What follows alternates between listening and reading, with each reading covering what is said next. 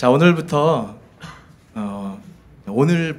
우리 예수원교회 수련회는 사실상 시작되는 것입니다. 수련회를 은혜 가운데 우리가 지내기 위하여 룻기서가 사장이 있죠. 사장을 다 그때 설교하기가 벅차기도 하고, 주보를 먼저 보신 분은 알겠지만 오늘부터 릴레이 기도회를 시작하려 합니다. 룻기를 같이 읽고 우리가 수련회 장소로 이동을 하게 될 텐데, 그러려면 오늘 룻기가 어떤 메시지가 있고 룻기를 통하여 하나님이 우리 예수원교회와 각자 성도에게 어떤 은혜를 주시려 하는가, 그것을 우리가 기대하는 마음으로, 또 마음에 깊이 묵상하며 준비하는 마음으로 시작하면 좋겠다 해서 룻기 말씀을 오늘부터 이제 설교하도록 하겠습니다.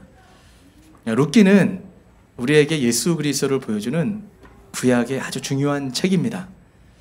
우리 성도들이 어려운 역경 가운데 어떻게 믿음을 지켜야 하고 또 어떻게 회복할 수 있는가를 보여주는 책이 바로 룻기서입니다. 올여름 여름 수련회를 준비하면서 우리가 붙들 이 첫 본문인 오늘 본문 룻기 1장 1절부터 6절은 짧은 6절이지만 이 구절들은 인간의 끝과 하나님의 시작이 어디서 만나는지를 잘 보여주고 있습니다.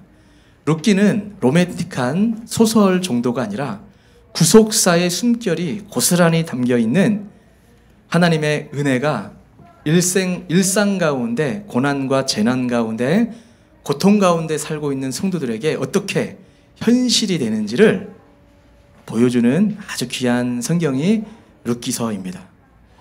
자, 룻기의 특징은 불행으로 시작하지만 행복으로 끝나고요, 죽음으로 시작하지만 생명으로 끝납니다. 또 고통으로 시작하지만 찬송으로 끝나는 성경이 룻기입니다.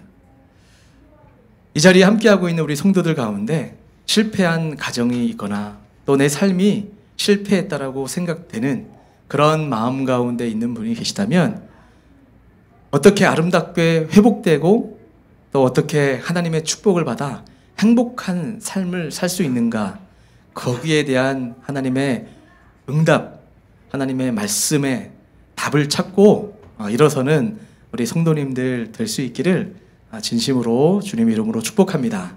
자, 오늘 본문 말씀을 보게 되면 일단 먼저 베들레헴을 떠나는 나오미에 대해서 설명을 하고 있습니다. 자, 여러분 룻기를 볼 때 룻기서는 신비한 특징이 하나 있어요. 에스더서와 룻기는 하나님이 직접 여호와께서 말씀하셨다, 하나님이 이렇게 말씀하셨다라고 하는 하나님이 직접적으로 등장하지 않습니다. 특별히 룻기서가 그래요. 그런데 룻기서가 더 은혜되는 이유는 하나님이 실제로 누구에게 등장하셔서 말씀하지 않지만 우리가 살아가는 일상의 삶 가운데 어떻게 개입하고 계시고 어떻게 환경과 상황 가운데 주님이 주도권을 가지고 하나님의 백성들을 이끌어가고 있는지를 볼 때 더 은혜가 되고, 신학자들, 위대한 학자들의 말에 그 말들을 빌려서 표현한다면 위대한 이보다 완벽한 문학 작품은 없다라고 평가를 내리는 책이 룻기서이기도 합니다. 룻기서를 볼 때 우리는 이 뒤에 막을 생각하셔야 돼요. 하나님이 우리에게 은혜를 주시기 위하여 어떤 무대 장치를 세팅해 놓으셨나 할 때, 일단은 먼저 처음 배경이 베들레헴이에요. 베들레헴에 기근이 듭니다.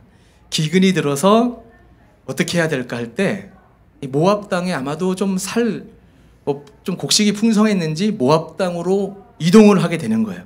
모압 땅에 이동을 했는데 거기서 남편이 죽고 두 아들이 죽고 또 그 두 아들을 결혼을 시켰는데 두 며느리가 이제 나오미를 쫓아 베들레헴으로 돌아와서 어떻게 하나님의 역사가 시작이 되고, 정말 실패하고 절망하고 무너졌던 이 나오미의 인생이 어떻게 놀라운 하나님의 헤세드,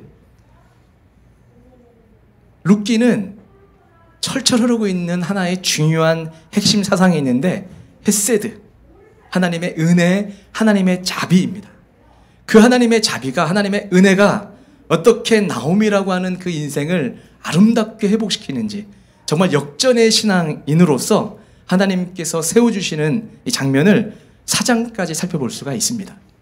자, 그러면 일단 먼저 룻이라고 하는 사람의 이름의 의미를 알 필요가 있죠. 룻은 우정, 여자 동반자, 자손이라는 뜻을 가지고 있습니다. 이제 차차 살펴볼 것이지만 오늘 등장하는 인물 가운데 엘리멜렉이 나오죠. 엘리멜렉은 나오미의 남편인데 이름의 의미는 하나님은 나의 왕이십니다, 이 뜻입니다. 그리고 나오미의 이름은 아주 좋죠. 은혜로운 자, 사랑스러운 자입니다. 그런데 자신이 이제 모압 땅에 나가서 험한 경험을 하니까 나를 나오미라 부르지 마라, 은혜 입은 자, 사랑 받은 자라고 부르지 말고 마라라고 불러라. 쓰다. 마라의 쓴물 기억하시죠? 내 인생은 하나님 잘못 믿었다가 여호와께서 나를 고난 가운데 밀어 넣으신 내 인생에는 쓴 경험밖에 없는 쓴 사람이다 라고 스스로를 자평합니다. 이게 나오미의 이름이에요. 그리고 말론이라고 하는 아들의 이름은 병든 자, 질병, 그리고 기료는 낭비, 황폐, 이런 의미를 담고 있습니다. 자, 이 이름 가운데서도 하나님의 중요한 메시지가 다 담겨져 있는 거예요. 자, 하나하나 살펴보도록 하겠습니다. 일단은 이 나오미, 이 성경의 주인공은 룻으로 말할 수도 있지만 사실은 나오미가 처음부터 주도권을 가지고 있는 것을 볼 수가 있어요. 이 나오미라고 하는 이 여인에게 남편 엘리멜렉이 있습니다. 하나님은 나의 왕이십니다라고 하는 멋진 이름을 가지고 있는 이 남편이 있었는데, 오늘 본문 말씀을 보게 되면 나오미 가정이 베들레헴을 떠나게 됩니다. 여러분, 살아가는 인생 가운데 사람이 실패의 원인을 알아야 됩니다. 사람이 실패를 극복하고 성공하는 삶을 살아가려면 무엇보다 먼저 실패의 원인을 제대로 아는 것이 굉장히 중요합니다. 실패의 원인을 깨달아 고치지 못하면 계속해서 반복하는 실패를 할 수밖에 없음을 우리가 삶 가운데 늘 경험을 하고 있죠. 나오미의 가정은 베들레헴에 살았습니다. 남편 엘리멜렉, 그 안에 나오미, 그리고 말론과 기론이라는 두 아들이 함께 살았는데, 오늘 말씀 1절을 보게 되면 뭐라고 말씀하시냐면 사사들이 치리하던 때에 그 땅에 흉년이 드니라 라고 1절을 말씀하고 있습니다. 자, 흉년이 드니까 먹고 살기가 힘들어진 거죠. 생활이 곤란해졌습니다. 그러자 민심이 흉흉해지고 사회가 오손해집니다. 도둑과 강도들이 많아지게 됩니다. 나오미 가정은 흉년이 들자 이들이 생각한, 이들의 판단은 모압이라는 이방 땅으로 이사를 간 것입니다. 인간적인 생각으로 베들레헴에서는 더 이상 살기가 어렵다라고 판단한 나머지 이제 우리가 어떻게 이 흉년, 이 시기를 이겨낼 수 있을까? 그래, 모압 땅으로 이동을 하자라고 생각을 하고 모압 땅으로 이동을 했다라는 겁니다. 그러나 문제는, 여러분 이걸 상상하셔야 돼요. 이 나오미 가정은 모압 땅으로 이동을 했지만 베들레헴 땅에 흉년이 들었을 때 그 나오미 가정에게만 기근이 찾아온 게 아니고 베들레헴 땅에 살고 있는 모든 하나님의 백성들에게 동일하게 기근이 찾아왔어요. 근데 그들은 떠나지 않았는데 이 나오미 가정만 모압 땅으로 이동했다라고 하는 이 비교를 여러분 꼭 염두에 두시고 말씀을 볼 필요가 있습니다. 자, 그렇게 흉년이 들었을 때 다른 사람들은 그래도 버티고 있는데 이 나오미 가정이 남편과 함께 논의한 끝에 모압 땅으로 이동을 했다라는 겁니다. 여러분, 베들레헴이 어떤 지역인지를 우리가 알 필요가 있습니다. 베들레헴이 그 뜻이 뭐죠? 아시죠? 떡집이에요. 다윗도 베들레헴 출신이고 예수님도 베들레헴에 낳죠. 그런데 이 베들레헴, 룻이라고 하는 이 성경을 통하여 지금 구속사적으로 굉장히 중요한 성경적 가르침을 하나 우리에게 주고 있는 겁니다. 여기 오늘 보니까 에브라, 미가 5장 2절을 보게 되면 베들레헴을 설명한 적이 있는데, 자, 미가서 5장 2절 한번 같이 읽어볼까요? 시작.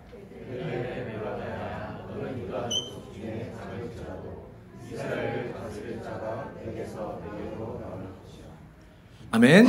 여기 보니까 베들레헴 에브라다야 라고 말씀을 하고 있죠. 여기 에브랏이 바로 에브라다예요. 그러니까 이곳을 이제 베들레헴인데, 베들레헴에 누가 난다고요? 유다, 작은 지역일지라도 예수님이 난다라는 것을 일찍이 미가서를 통하여 하나님께서 우리에게 말씀을 해주고 계신 거죠.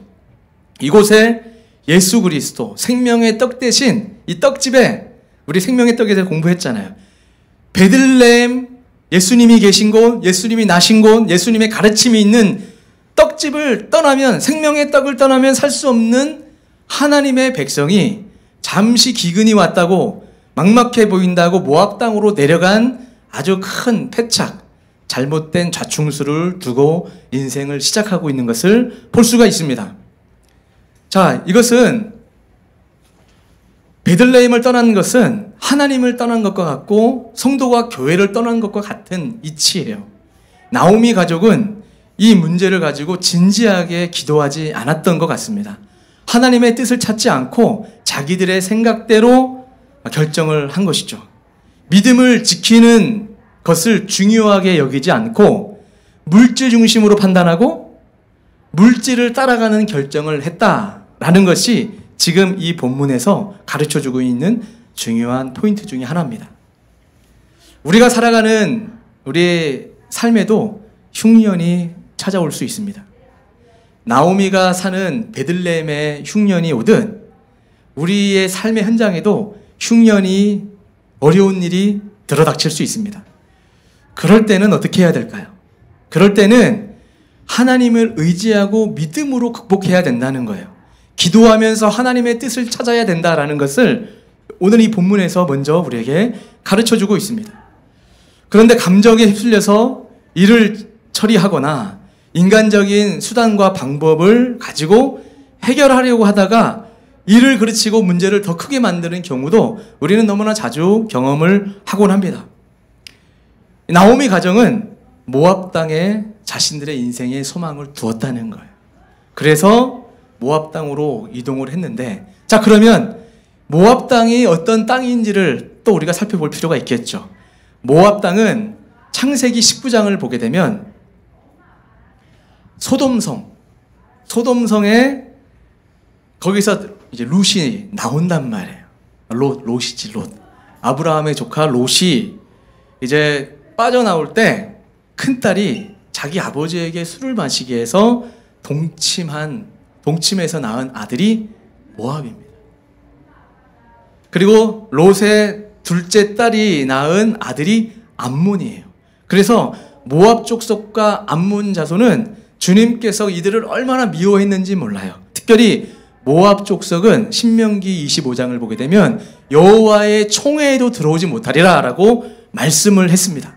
그만큼 신명기 23장 3절을 확인해 보면 여호와의 백성, 하나님의 사람들이 총회에도 들어오지 못하는, 그러니까 죄인 취급, 죄인으로 규정된 사람들이 모압 사람, 이방 사람, 같이 상종하면 안 되는 사람, 죄를 짓게 하는 문화 가운데 있는 지역, 이렇게 볼 수가 있는 곳입니다. 그런데 나오미는 영적인 시각, 영적인 센스가 부족해서 모압 땅으로 기근을 피해서 자기 발로 걸어 들어갔다라는 것을 우리에게 가르쳐주고 있는 겁니다. 믿음의 결정이라고 말할 수 없어요. 양식은 구할 수 있었을지 몰라도 하나님을 섬기기에는, 하나님의 은혜를 경험하기에는 큰 손해를 볼 수밖에 없는 결정을 했다라는 것을 우리에게 가르쳐주고 있습니다. 사랑하는 성도 여러분, 하나님께서 이스라엘 백성들을 이 가나안 땅, 약속의 땅에 머물게 할 때는 각 지파대로, 수요대로 적절하게 땅을 분배해 주었어요. 엘리멜렉도 여호와는 나의 왕이십니다라는 고백처럼 하나님을 온전히 믿고 살아가기만 하면 하나님이 우리를 먹이시고 우리 풀칠할 수 있는, 우리가 먹고 살 수 있는 능력과 상황들을 만들어 주신다라는 거죠. 근데 그렇게 하나님의 백성임에도 불구하고 때로는 하나님이 하나님의 백성들에게 기근을 주시기도 해요. 기근을 준다 할지라도 베들레헴을 떠나면 안 됩니다. 왜? 베들레헴은 결코 남에게 넘겨서도 안 되고 포기해서도 안 되는 약속의 땅이에요. 하나님의 은혜와 말씀의 젖줄이 있고 성령의 감동하심이 있는 그 땅을, 그 베들레헴을, 떡집을 마음껏 자기 마음대로 떠날 수가 없는 곳이 베들레헴이다라는 것을 성경이 우리에게 가르쳐주고 있는데, 나오미의 가정은 그런 영적인 기준보다 마치 에서가 팥죽 한 그릇 이게 뭐가 중요하겠냐, 이따위가 내 인생에 뭔 도움이 된다고 하면서 자기가 배고픈 나머지 그 팥죽 나한테 팔아, 나한테 줘, 장자코 네가 갖든지 말든지 난 안 중요해 라고 했던 그 기준, 그 생각이 에서를 만든 거예요. 오늘 우리가 살아가는 삶 가운데 여러분이 무엇을 기준 삼고 어떻게 판단하고 있는지가 여러분의 인생을 결정을 짓는다라는 거죠. 자, 그러면 이 모압 땅에 나오미 가정이 내려갔던 것처럼 하나님은 창세기 12장을 보게 되면 아브라함도 약속의 땅 가나안에 기근이 들었을 때 이 흉년 때 어디로 내려가죠? 애굽에 내려갔다가 자기 먹고 살기 위하여 인간적인 처신하다가 자기 아내 사라를 빼앗길 뻔했어요. 그러나 하나님께 주관적으로 개입하셔서 바로에게 두려운 마음, 하나님의 감동 가운데 두려운 마음을 주어서 손대지 마라, 특별한 내 사람이다라는 그 하나님의 개입하심 때문에 사실은 다시 가나안 땅에 올라올 때 수많은 재물을 안고 올라오죠. 잘한 게 아무것도 없어요. 근데 아브라함의 인생에 사실 기반이 될 수 있는 그 기초를 하나님께서 애굽에 올라올 때 많은 보상을 갖게 해주셔서 올라왔다니까요. 이런 아버지 하나님의 품에 머물러만 있으면, 하나님의 음성 안에 머물기만 하면 우리의 은혜와 복은 예정되어 있는데, 조금의 기근이 오면 인간적인 판단으로 모압에 내려가거나 애굽에 내려가는 것이 우리의 문제라는 것을 우리에게 가르쳐주고 있습니다. 그러면 하나님은 이스라엘 백성들에게 흉년을 그냥 주시는 게 아니에요. 제가 일전에도 말씀을 드렸죠. 구약 성경을 보게 되면 하나님이 이스라엘 백성들을 징계, 즉 훈련시키고 하나님께서 벌 주실 때 세 가지를 통해서 일을 하세요. 하나는 전쟁이 일어나는 거예요. 옆에 나라가 쳐들어오는 거 어떻게 할 거예요? 또 하나는 이 전염병. 전염병 너무나 무서운 거죠. 전염병으로 인하여 많은 사람들이 죽었어요. 또 하나가 뭐냐면 기근입니다. 기근을 통하여 하나님께서 하나님의 백성을 길들여요. 훈련을 시킨다라는 거죠. 이 이스라엘 백성, 하나님의 이 땅에 기근이 왔다라는 것은 우연이 아니죠. 그것을 사사기 아까 1절, 사사기가 아니고 룻기 1장 1절을 보면 사사들이 치리하던 때에 라고 말씀을 하고 있죠. 사사들이 치리하던 그때에, 요것을 사사기 21장 25절을 보면 주님이 이렇게 분명히 말씀하셨습니다. 같이 한번 읽어볼까요? 시작. 그때에 이스라엘에 왕이 없으므로 사람이 각기 자기의 소견에 옳은 대로 행하였더라. 사사기 끝나는 장의 마지막 절이에요. 그러면서 룻기가 바로 붙어있는 성경이잖아요. 룻기 1장 1절에 사사들이 치리할 때에 베들레헴에 기근이 들었다는 거예요. 그렇죠? 연결이 되고 있어요. 자, 여러분, 하나님께서 베들레헴에 왜 흉년을 들게 했냐면 그때에 이스라엘의 왕이 없습니까? 이스라엘의 왕이 누구시죠? 하나님이세요. 하나님께서 원래 진정한 왕이신데 이스라엘 백성들이 이방 나라 국가들을 바라보면서 우리도 좀 왕이 있으면 좋겠다. 왕이 있어야 전쟁이 나면 앞서 나가 싸움도 하고 전쟁에서 우리를 지휘해주고 우리를 보호할 거 아니냐라는 생각에 늘 우리는 왕이 필요하다 생각을 했던 족속이 이스라엘 백성이었습니다. 그러나 하나님은 사실 이스라엘 백성의 진정한 왕이시죠.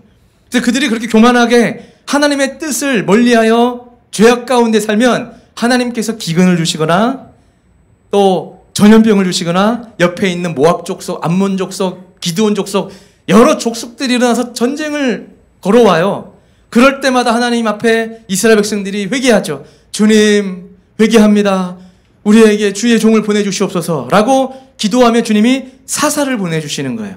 이렇게 사사를 16번, 16바퀴를 동일한 방법으로 죄 지으면 회개하고, 죄 지으면 하나님께 심판을 내리시고, 심판을 받아 고통 가운데 있으면 하나님께서 사사를 보내주시고, 사사를 보내주셔서 다시 평안한 미래가 또 지속되다가 또 범죄하고, 이것을 16번을 반복한다라는 것이 사사기 성경이다라고 할 때 무엇을 우리에게 가르쳐주고 있냐면, 우리 인간들아, 너희들은 여전히 사사기 시대처럼 하나님이 내가 진정한 왕인데 사사 시대처럼 너의 소견들에 행하고 있구나.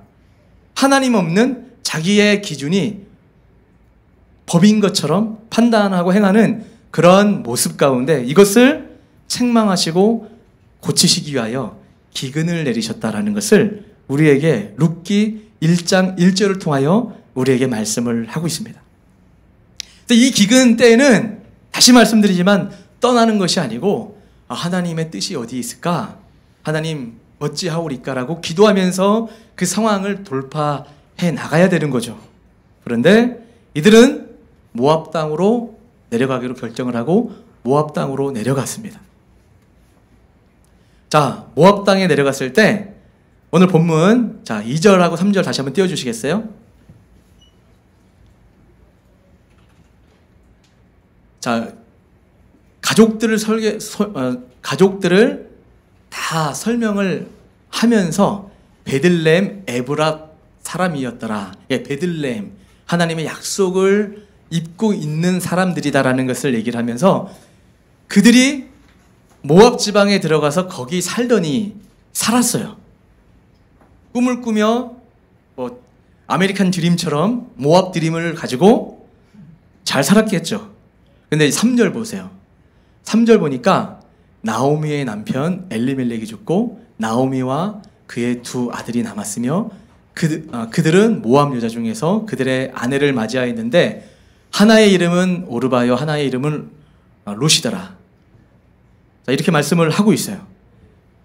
일단 먼저 나오미 입장에서 봤을 때 자기 남편 엘리멜렉이 죽게 됩니다.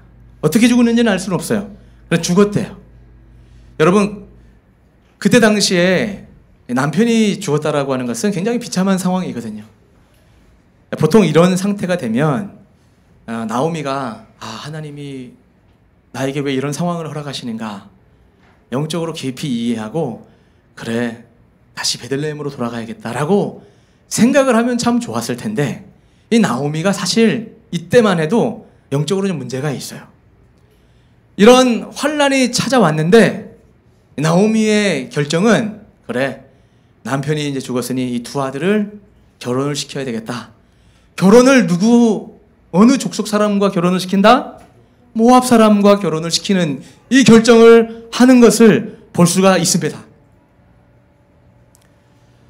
여러분, 우리가 살아가는 인생 가운데 항상 그런 것 같아요. 하나의 문제를 넘어서면 또 다른 문제가 기다리고 있죠. 이렇게 남편이 죽었을 때 절망하고 아팠겠죠.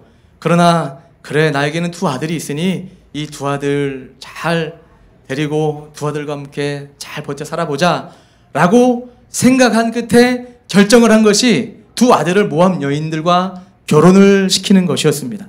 여러분, 이스라엘 백성들은 이방인 여인하고 결혼시키면 안 돼요. 원래 하나님 백성들과 결혼을 하게끔 되어 있는 것이 하나님의 약속이죠. 레위기 같은 걸 보게 되면 거룩법 가운데 잘 알려져 있어요. 이방인들과 하나님은 뭐 다문화 이런 것들을 싫어한다 이런 개념이 아니라 말씀으로만 보면 이방인들과 결혼을 하거나 그 문화 가운데 동화되면 너희들의 거룩함이 무너질까봐 이방인들과 결혼하지 말라고 한 거거든요. 그래서 결혼하지 말려고 했던 하나님의 말씀이 있음에도 불구하고 나오미는 모압 여인들에게 아들들을 장가 보냅니다. 결혼을 시켰는데 아까 말씀드렸던 바와 같이 아들의 이름들이 다 너무 좀 안 좋은 이름이에요. 그렇죠? 아까 말씀을 드렸죠. 말로는 병든 자, 질병, 기료는 낭비, 황폐라고 하는 이런 이름을 부모가 지었겠지라고 생각하면서도 이 이름 안에 하나님의 중요한 의미가 담겨 있는 거죠. 이렇게 이러한 상황 가운데 미래를 개척하는 것은 병약하고 그냥 소비할 뿐이고 아무런 도움이 안 되는 미래가 열릴 뿐이다라는 하나님의 중요한 메시지가 그 가운데 담겨져 있는 것을 볼 수가 있습니다. 남편이 죽고 두 아들이 또 죽게 됩니다. 자, 두 아들이 죽는 모습을 볼 때 저는 여러분들에게 이 인생에 아주 중요한 세 가지를 좀 말씀을 드리고 싶어요. 성도가 믿음을 지키려면 인생에서 아주 중요한 세 가지가 있다는 것을 저는 생각을 합니다. 첫 번째, 어디서 살 것인가를 결정하는 이사 문제. 이거 굉장히 중요합니다. 그렇죠? 여러분들 예수원교회 주변에 살게 된 것을 축복합니다. 어디에서 살 것인가를 결정하는 거. 우리 사랑하는 우리 재범 우리 청년 회장님은 예수원교회가 목동에 자리를 잡으니까 이 일터까지도 교회 옆으로 이동하는 아주 바람직한 성경적 삶을 살아가는 모습을 보게 됩니다. 자, 어디서 살 것인가는 굉장히 중요한 거예요. 또 하나, 무엇을 하고 살 것인가. 그러니까 직업 선택하는 거 굉장히 중요하죠. 이거 중요해요. 그런데 무엇보다도 중요한 것이 있습니다. 누구랑 함께 살 것인가를 결정하는 결혼 문제가 아주 중요합니다. 인생에 어디서 살 것인가, 무엇을 하고 살 것인가, 누구랑 살 것인가 굉장히 중요합니다.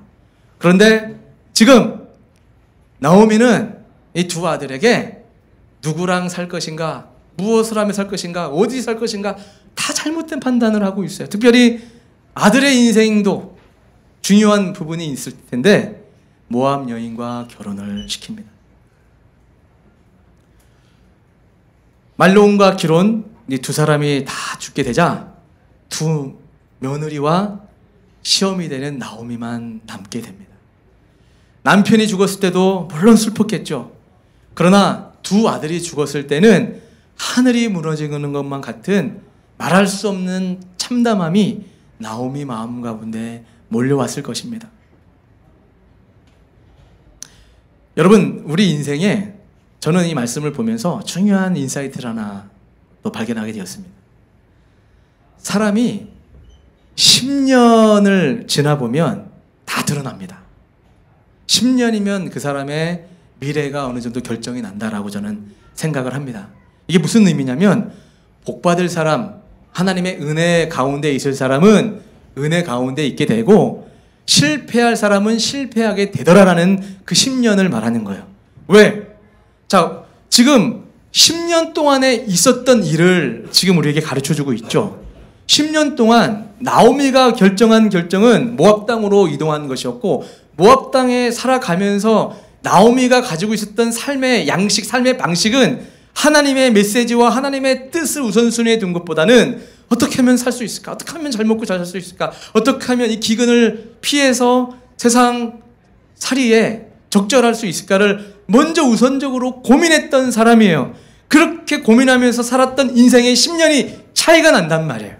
지금은 비슷하게 살아가는 것 같아도 나오미처럼 하나님의 뜻이 중심이 아니라 세상적 기준으로 살아가면 10년이라는 시간이 지나보면 그 인생이 어떻게 되는지는 우리가 정확하게 확인할 수 있다는 것을 성경이 우리에게 가르쳐주고 있어요. 그래서 여러분, 오늘이 중요한 거예요.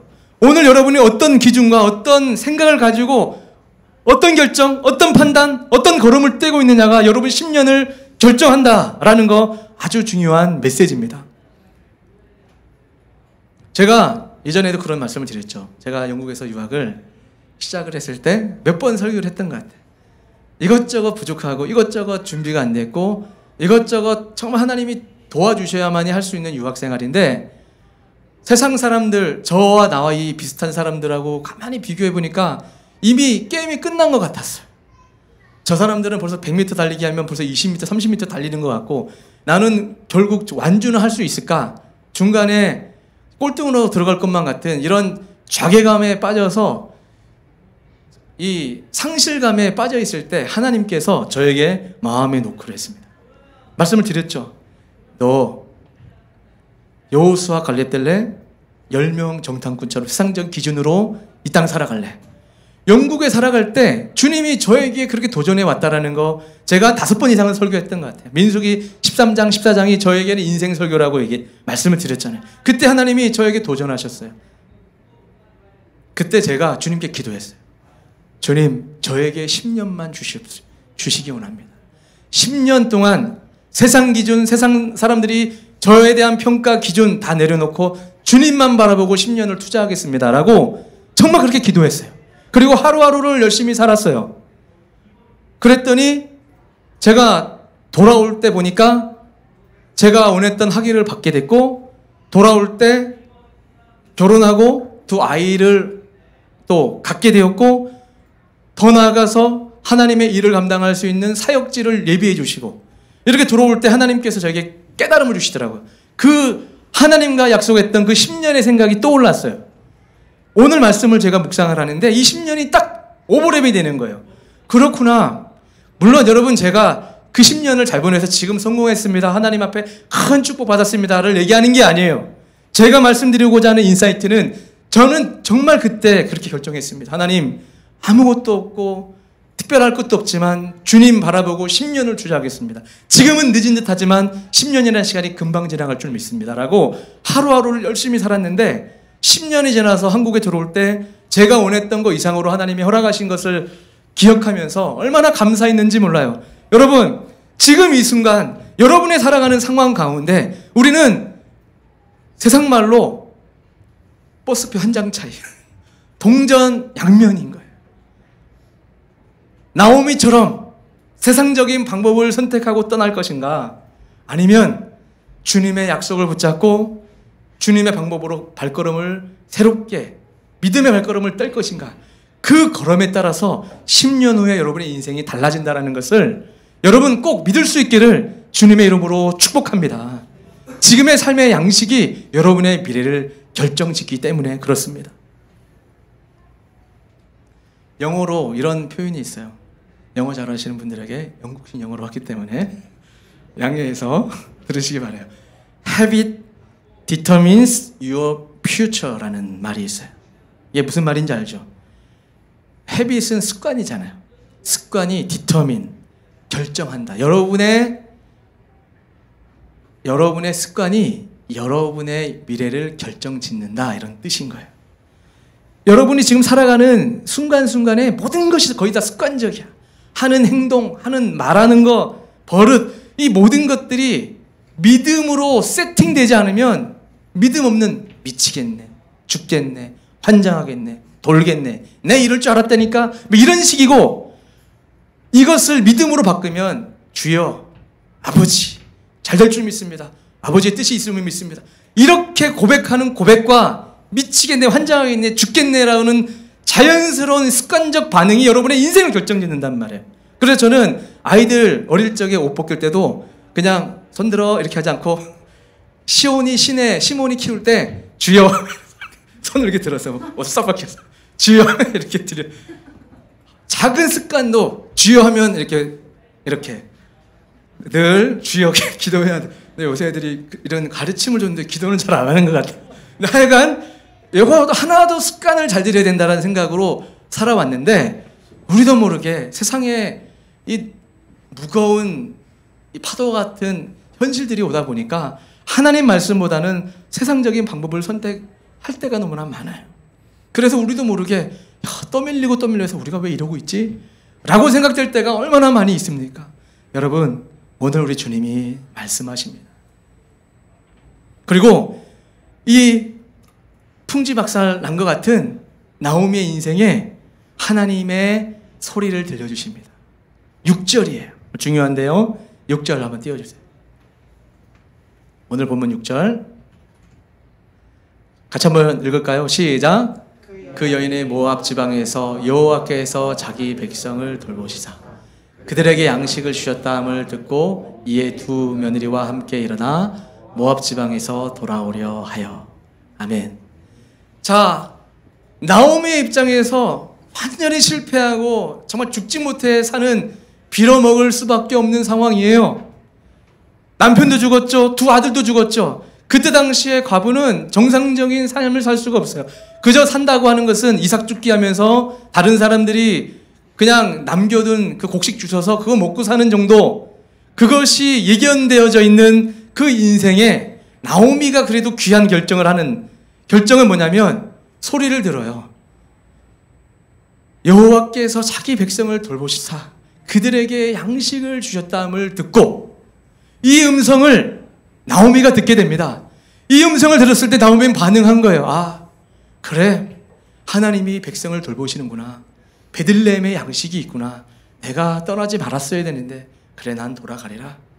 돌아가리라는 결정, 물론 하나님이 그 음성을 나오미의 귀에 들리게 했지만 나오미에게 배울 수 있는 것은 그래, 돌아가자.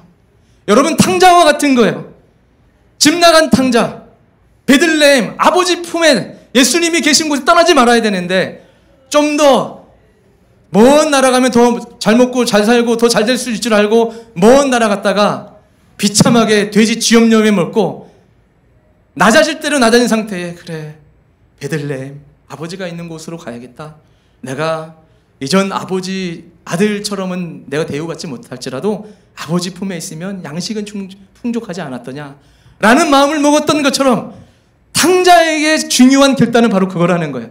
여러분이 무너지고 넘어지고 실패했을 때 하나님은 음성을 들려주세요. 사랑하는 아들아, 돌아와라.